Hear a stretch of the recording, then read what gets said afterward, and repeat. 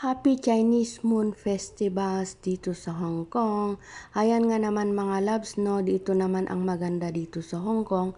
Pag holiday ng mga Chinese, pag holiday ng mga amo, karamihan sa mga holidays nila ay napapasama na rin ang mga OFW neto. Ito mo din makikita na sometimes ang Hong Kong government ay napaka-fair lang talaga. Ito nga naman mga loves, no, kuta na ba kayo? 3 araw na holiday, sunod-sunod na holiday. Ano, kotang-kota na ba? Nakapagpahinga na ba mga lalabs ko, mga kababayan dito sa Hong Kong? Kaya nga nakapagpahinga yung mga isipan natin na paggawa-gawa ng mga trabaho dito sa loob ng bahay ng ating mga mahal na mga amo, pero nakapaggalagala naman, pagod man ang katawan sa paggalagala, pero ayun, nag-enjoy naman, di ba?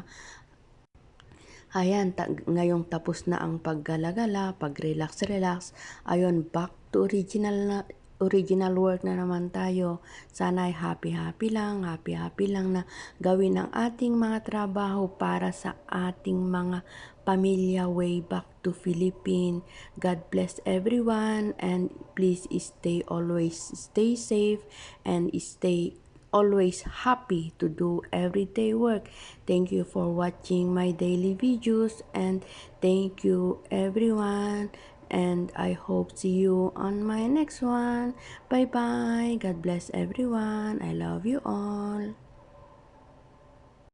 Ayan nga mga loves, no, pagkatapos ng holiday, yung sinasabing holiday, ay talagang pag-uwi mo, ngingiti-ngiti ka na lang talaga dahil wala ka namang pagpipilian, kundi gawin talaga ang mga trabahong talagang hindi ginawa ng mga amo. Ayan, tiis-tiis lang, hindi na mahabang buhay na magaganyan-ganyan ka.